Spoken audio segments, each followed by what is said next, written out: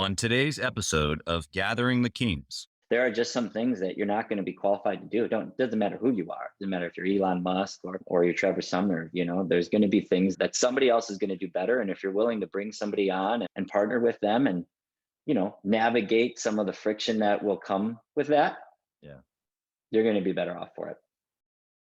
You are listening to Gathering the Kings with Chaz Wolfe, featuring fellow 7, 8, and even 9-figure business owners who have real battle scars from business and life, but have prevailed as the king that they are designed to be. We welcome high-performing entrepreneurs to the stage in order to reveal the real of the real on what it takes to build a successful business today. We dissect the good and bad decisions they've made along the way that give a true and accurate picture of the journey of success and how you too can get there. Through this dialogue, you will learn the value of growing your network and surrounding yourself with power players and kings like today's guest. Grab your pen and notebook because we're about to dive in. What's up, everybody? Chaz Wolfe, Gathering the Kings podcast. Today, I've got Trevor Sumner here on the King stage. My brother, how are you? We're here, finally. Chaz, we made it. Doing well. I appreciate you being here. The listener doesn't know, we weren't having technical difficulties. I was projecting my technical difficulties on you somehow. We got to figure it out, and we're here now. Freaking out, but we made it. We did. What kind of business do you have, my man? I own a solar energy business based in the Midwest. So we do residential and commercial solar panel installations across 4 states. Love it. What are the 4 states? Where are you at? Illinois, Minnesota, Wisconsin, and Iowa.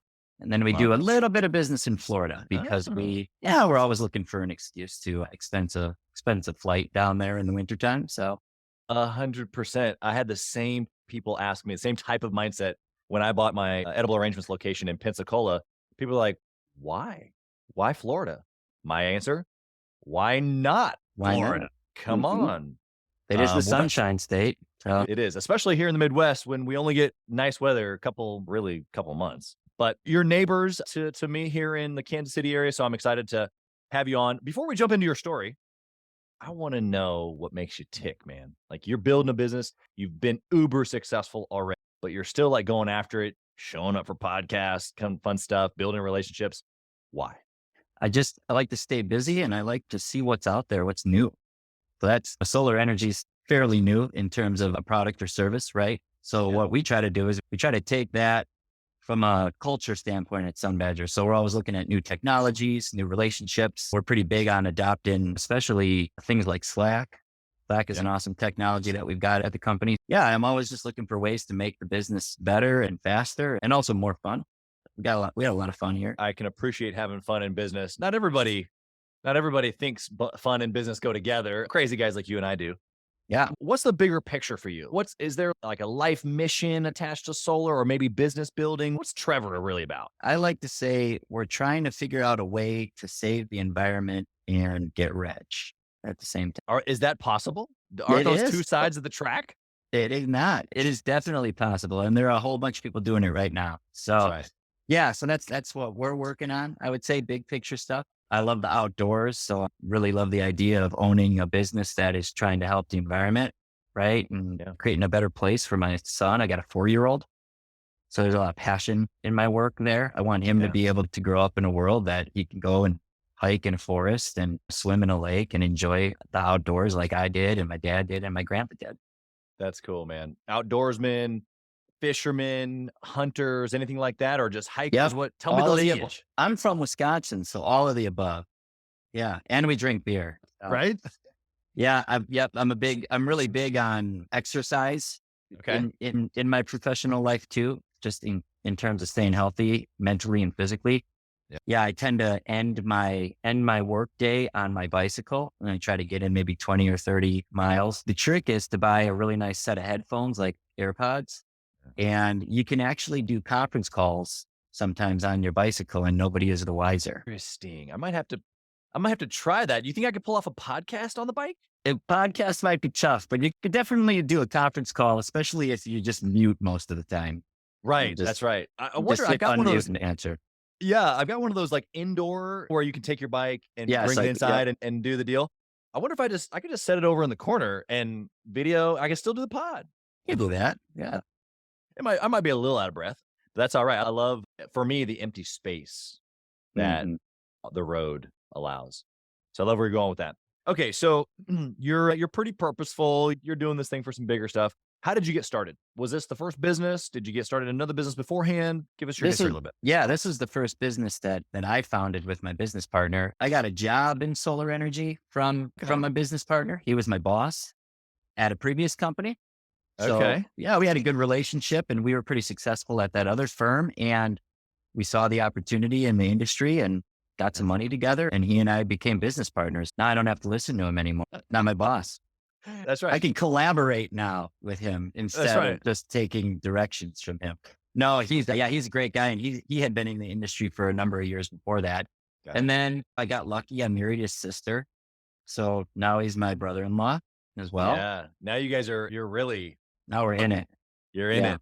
Tell me from an angle of like mindset, entrepreneurial mindset, was that something that you already or always had beforehand and it just finally illuminated itself, or have you established this over time? I would say the opportunity kind of just presented itself and I ran with it and I was really successful. And I think that's for anybody listening, right? Just looking for those opportunities and taking a chance.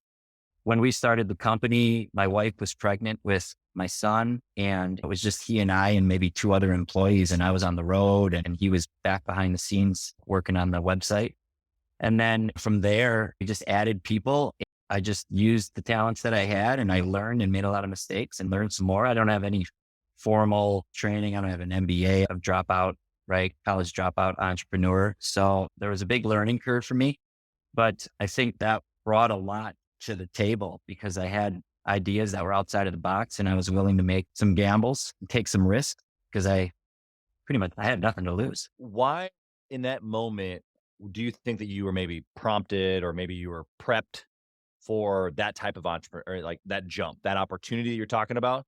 If rather than maybe looking for another job, just at another company or building with someone else, but you saw the opportunity to do it yourself, what was unique about this opportunity? I had been successful selling solar energy for a different company and I found it to be pretty easy.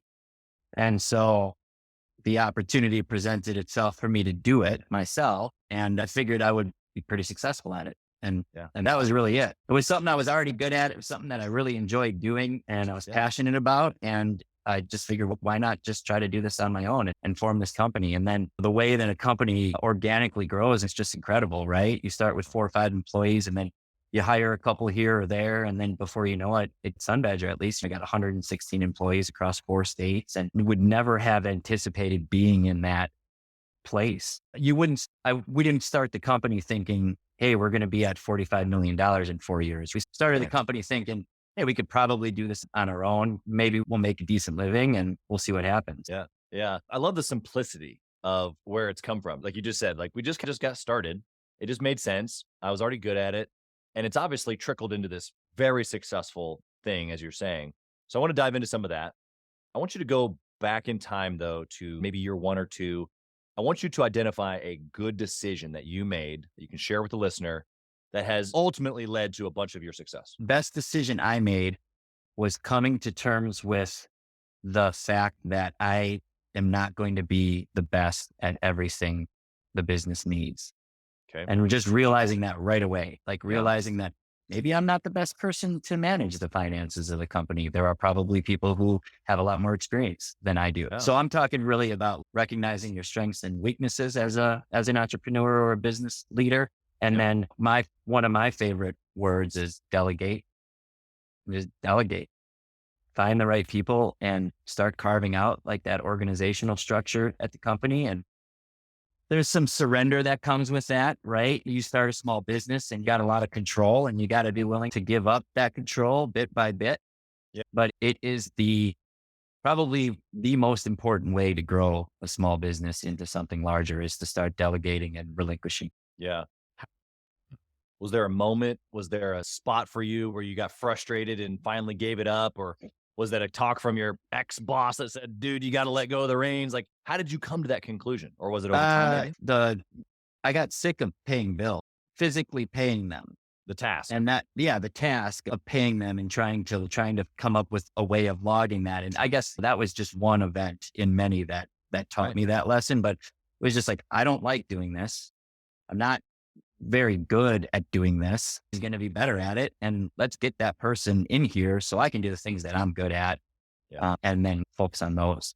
Yeah. That moment that you just described, I think every entrepreneur listening right now has felt that. Now, whether they've taken action like you have to go find the person and get them in place is like step 2 in that. But that feeling that you described of whether it's the accounting process or whether it's managing salespeople or doing sales or doing the fulfillment, whatever it is, we have those moments where we're like, dang, it feels like you're like walking through quicksand a little bit. And so the answer for you that you're sharing with the listener right now, just make sure I'm clear. If you don't like it, if maybe you're not so great at it, it's probably a pretty good indicator that there's somebody that you could find and hire and delegate. Oh, 100%. Absolutely.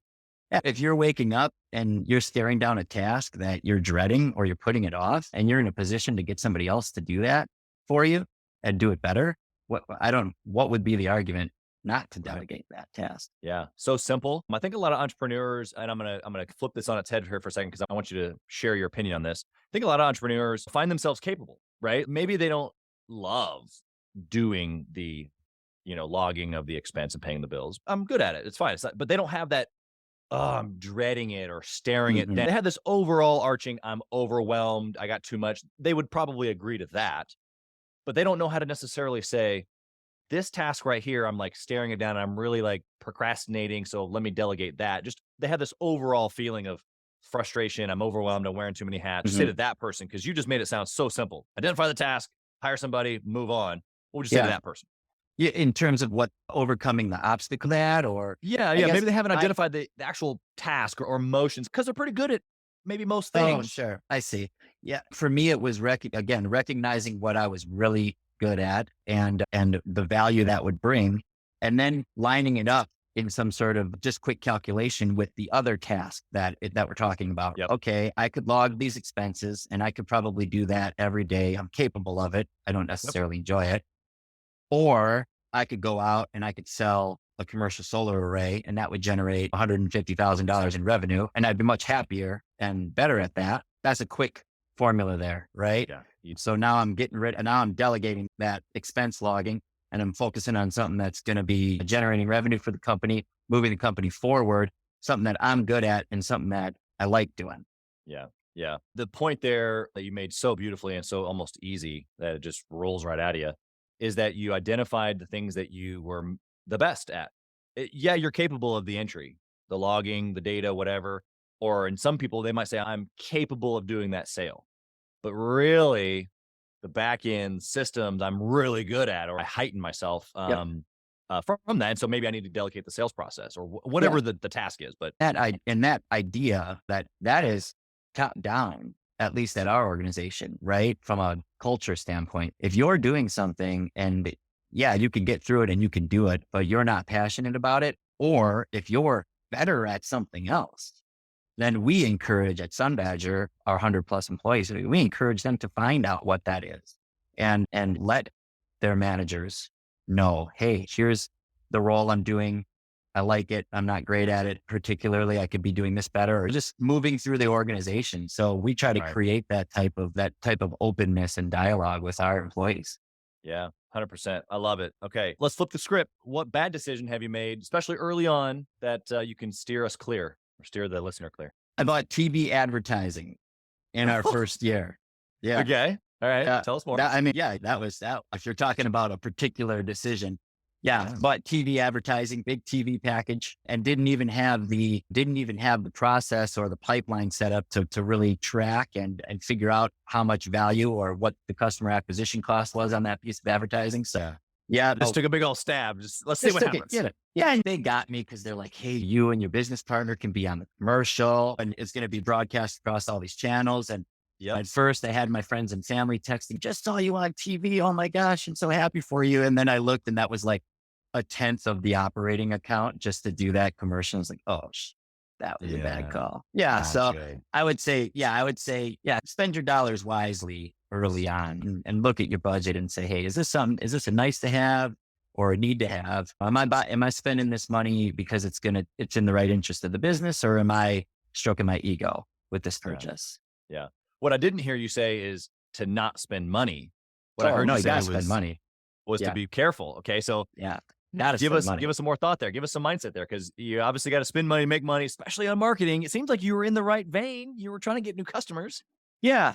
But what we hadn't figured out at that point was our best customers come from an entirely different area of marketing, right? Not TV advertising on a regular Fox 6 channel or something like that, right? They're coming from digital ads and whatnot. But it took a little while for us to figure that out. Yeah, you've got to spend money. One of the things that I'm really big on, especially when you're in a high growth company or high growth industry, is hiring before you're desperate for a person in that role. So, if I need a certain employee and I think I need them 45 days from now, I generally try to hire them early every time, because the last thing you want to do is be behind the ball on a crucial hire, or even just a hire that you need to keep the wheels moving. People need to put 2 weeks in. People need to go over their job offers. They're going to negotiate. Some people don't even show up for their interviews or their first days. You know that, right? You could interview a person twice, make them an offer. They negotiate with you, and then they finally accept it. And then their first day of work comes and they just don't show up. Yeah. One of the things that we benefited from was hiring ahead of time and putting the pieces in place to be successful on that end, on the personnel end. That's a great piece of advice. I would highly agree with that. The mindset that's on the other end of that, though, is the reason why they wait so long is because they were trying to get by without that person to begin with, because they didn't either want to pay, or maybe cash flow. They didn't want to, or they didn't want to delegate. Or they didn't want to delegate that I'm capable. They're like, well, I'll just keep doing that. I'll save that $55,000 a year salary, and I'll just keep doing this. Yeah. And hey, cash flow can hold everybody back. So I guess it would depend on the business and where it sits from a capital standpoint to make the best decision. But I always generally err on the side of hiring earlier than later. Yeah. Hey, kings and queens, Chaz Wolfe. I want to talk to you about something that's super important to me. We put a lot of time and effort, we meaning myself and my team, into this podcast, into the content that goes out every single day. And if you have been getting any sort of value or insight from this, we want it to be able to reach other business owners too. So we would love if you would like, comment, share, leave a review, post, share again, all of the things on social media, on all the different platforms, or even on the podcast mediums of Apple and Spotify. We would love to be able to get our content into more hands, more entrepreneurs, so they can grow their business as quick as possible. Together, we are building a community of like-minded entrepreneurs who are committed to growing their businesses to new heights. So let's do this. Let's help each other. Let's help each other grow. I love the mindset there. Tell me about a process, or maybe it's a discipline now. So fast forward to today's world. How do you make decisions now in the business, in your life, that type of a thing? Decision-making at Sunbadger, at least, is now done on the executive level. So I've got 2 primary business partners. And so the 3 of us make the majority of the large decisions, but the 3 of us each work in a different sphere of the company, which means that a lot of times we're streamlined. We're going through our own projects and working on things off to the side, but then large decisions we collaborate on. And then, but then, because we've got over 100 employees, we obviously give authority to people below us on the organizational chart to make decisions without even asking us. So I'm looking more like a corporate kind of structure as time goes on, as the company grows. Early on, I just tried to operate on, okay, what is this going to do for the business in the long term, in the short term? Is this in the best interest of the business? And I learned my lesson after that TV commercial. That's right. Yeah. I also reread my emails generally before I hit send. I know that seems like it's so good. Oh, man. So good. It's really valuable. Yep. Reread your email before you hit send, and not necessarily grammar. I don't really care about. I'm actually really bad about grammar. And I also don't waste a lot of time with, hey, Chaz, new paragraph. It was great speaking with you yesterday. I'm just following up on no, my emails generally consist of 3 or 4 lines with no intro and no outro, because I write over 150 emails a day. And if I add 5 or 6 fluff sentences to each one, I'm out probably 30 or 45 minutes. Yeah. But I do reread them before I send them to make sure that the message that I'm trying to get across is there. I also, I don't want to say under the gun, but let's say something's got to get done quick, or maybe there's a fire that's burning. Yeah. I still take my time and think about the decision and even run it past another person, because there's very few fires that are going to burn your company or what you've built in the next 30 minutes, right? Like it can probably burn a little longer. So take your time, ping somebody if you've got a mentor or a partner, and figure out the best solution. Try to be proactive. Don't be reactive. Yeah, I love that. In the midst of all that, you're saying that quick decision making is a positive skill set. Yep. But you're also calculating. It's not just feeling, decide, although some decisions go like that. Yep. Especially on some of those bigger things, you're saying, hey, it's okay to pause. I was just talking to a guy, I think yesterday, the day before, about this idea of this emergency. And he had gone on a 5-week RV trip, and first big major, step away from his business, a little bit of a stress test. And the team did great and that was fine. But he had this realization that if I have cell phone service or not, there's not really a whole lot I can do for him anyway. Whether it's tomorrow, whether it's next week, we'll take care of it. It's no big deal. And then what that does in that moment, what you're saying, even if it's just for that moment to let it burn just a few more minutes or another day, is it gives you freedom. It gives you poise to be able to process properly, whether it's an actual issue if you're traveling and away with your family, or just a decision that's on an everyday basis. Yeah. And I mean, it helps keep things in perspective too, right? Is it really a fire? Is this? And early on when we started the company, right, every negative Google review was a fire. And we learned very quickly that that was not good for anybody. Being reactive and there's a 1-star review, go call that customer up, figure out what happened and how do we get that taken down, or what do we call a bunch of other customers and get them to bury that review. And that was the way that we reacted to that 5 years ago. And just learning, hey, you're not going to be able to please everyone. That's not a fire anymore. That's a cost of doing business. Yeah, understand. And I think to your point, I guess there's other people who in our organizations sometimes that feel like it's a fire, and they're going to bring it to the table like it's a fire. Yep. And for a small business owner, sure, I get that. My wife owns a wedding coordinating company, fancy events in Milwaukee and Chicago. And she's a owner operator, sole proprietor. And so for her, very small business still, very passionate about reviews. And so she would consider that a fire. Where they're at right now in their business life, their evolution. But Sun Badger has obviously grown to know that's not a huge priority. Also, having partners is big. I've benefited from the fact that I've had some amazing, talented and hardworking people that were with me from the very beginning to lean on. I know it's a lot harder to grow and scale your business when you're doing it by yourself too. So anybody out there who is struggling, right, they might want to look for a +1. Yeah. I think it's interesting that you bring that up, because you don't really hear a bunch of people talking about that. In fact, usually what you hear, the talk is stay away from partnership, stay away from family, stay away from that. But I can't tell you how for sure 7-figure, but a lot of 8-figure and a lot of even 9-figure guys, they're like, yeah, it's all I do is joint ventures, or all I do is partnerships, or we roll up stuff together and then we sell it, or whatever. It's a collaboration is a whole nother level of mindset. Yeah, people are powerful together, right? And I'm big on partnerships and leveraging other people's experience and knowledge in areas that I don't have it. And we spoke at length earlier about there are just some things that you're not going to be qualified to do. Doesn't matter who you are. Doesn't matter if you're Elon Musk or you're Trevor Sumner. There's going to be things that somebody else is going to do better. And if you're willing to bring somebody on and partner with them and, navigate some of the friction that will come with that, you're going to be better off for it. Yep. 100%. I love it. All right. I want to come at you a little different angle here with the speed round questions.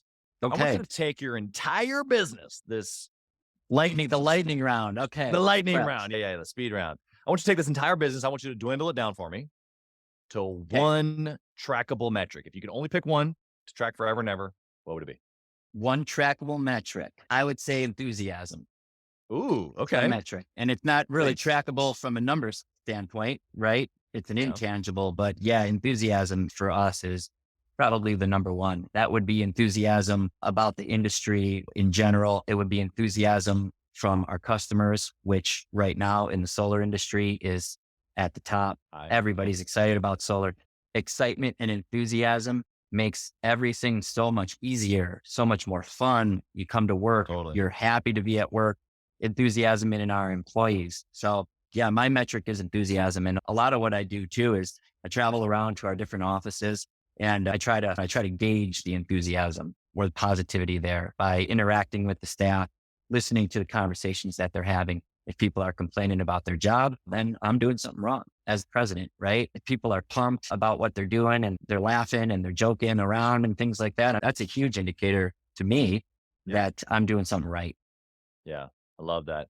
Love how it trickles down into all areas, client, team, even you, your family, like all that trickles into the personal life as well, I would assume, right? Yeah, absolutely. Yeah, I'm enthusiastic. And like I said, I got a wife that's an entrepreneur too. So that's an interesting dynamic. We stopped giving each other business advice about 4 years ago. So that's off the table. Not a dinner topic. And that's okay. That's okay. It's totally okay. Yep. Yeah. Learned my lesson on that one. Yeah. I think that my wife doesn't have a business, but I still unfortunately make the mistake of meddling in certain lanes that she owns. Clearly, she owns this lane of our life. Yeah. And I just need to remember not to. Delegate. I suppose it's not a delegating when you're married. It's more the surrender aspect. It's a surrender partnership. Yeah. Those are maybe some better words. I want to know a book that you'd recommend specifically for a 6-figure business owner who's listening today. They're not at 45 million. They're trying to scale. They're trying to figure it out. Man, you're gonna get me here because I do not read. What do you listen? Books. You got podcasts? What do you suggest?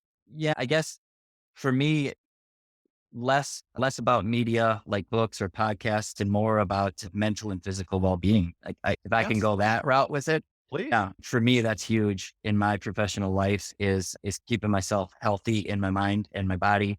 So that means obviously exercise and diet is big. We try to practice some meditation at our home in the mornings and in the evenings. Really disconnecting from work. Can't speak highly enough about that practice. Having a hard stop. And again, being a dual business owner household, it was really easy for us to just work all the time. And what I found is when you're grinding like that all the time, what you're producing is actually not as good as it is when you take some time to disconnect every day and you come back fresh. So those would be the practices that I would preach. Love that. What's your thought on networking or even masterminding with other entrepreneurs? Yeah, great idea. The more people you can talk to, the better. I love LinkedIn. Most of the time, people are just trying to sell me leads and shit like that. And whatever, that happens. But every once in a while, there's a good nugget. There's a good connection on there. I take meetings all the time with people that hit me up on LinkedIn or other platforms like that, just to hear what they have to say, to hear what they've got going on.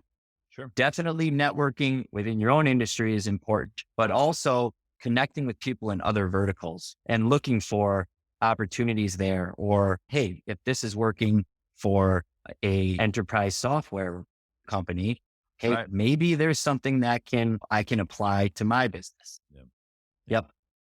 That's huge. Okay. I've got an operational question for you. If you only had 1 hour each week to work on your business, what would you do in that 1 hour to successfully run the business like you do now? I would find within that hour the best and most efficient way to make my staff. If I had 1 hour, if I had 1 hour, because again, happy employees and are gonna run a better company. Yeah, that's right.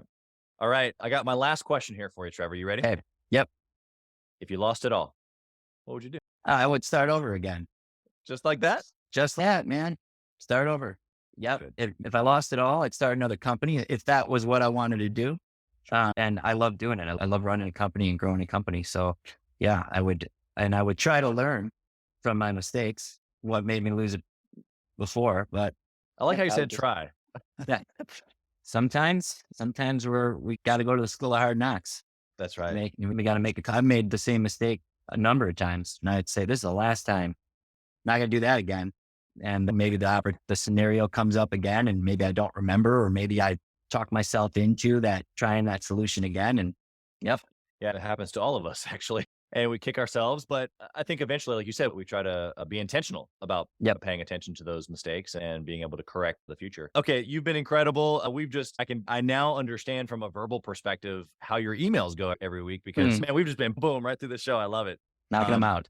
Hard hitting content for sure. How can the listener connect with you? Is LinkedIn the best way? How would you suggest they reach out? Trevor Sumner on LinkedIn. Connect with me there. We've got our website, sunbadger.com. If you're in the Midwest and you want to learn about solar energy, if you want to just talk business or network, then LinkedIn is probably the easiest way. I'm pretty responsive on there to connection requests, and I respond to direct messages every day. That's great. You've been sensational here today. Thank you for having me. It's been a lot of fun. Of course, funny story on some of the other examples that you've gotten a hold of people, or maybe not real people, but I'm glad that you know that I'm real now. You're real. Yeah, I'm real. And I'm happy to be on Gathering the Kings podcast. That's awesome. Trevor, you've been incredible again. Blessings to you, your family, your businesses. Thank you. And all that you got your hand to. Thank you for being here. Great. Thank you for listening to Gathering the Kings today. I hope that you were able to pull out a few nuggets to go apply into your business right away. More importantly, though, I hope that you're realizing that it takes more to be successful than just being by yourself, doing it all on your own, carrying the weight all by yourself. What I have realized, not only in my own journey from multiple businesses and multiple different industries, and now interviewing over 200 or 300 other very successful 7, 8, and 9-figure business owners, is that it's tough to do it alone. And so Gathering the Kings exists to bring together successful entrepreneurs. In fact, we are putting together 1,000 kings, specifically who are grateful but not done. We're intentionally assembling kings who fight tooth and nail for their business, family, and communities. And here's what we believe, that in the pursuit of excellence in those areas, that it ignites within us the responsibility to govern power and forge a lasting legacy. So if that relates and resonates with you, and you know that you need people around you, sharp, qualified, other very successful business owners, I want you to go to gatheringthekings.com. I want you to take a look at what we're doing and see if it makes sense for you to be part of our pursuit to 1,000 kings. Talk soon.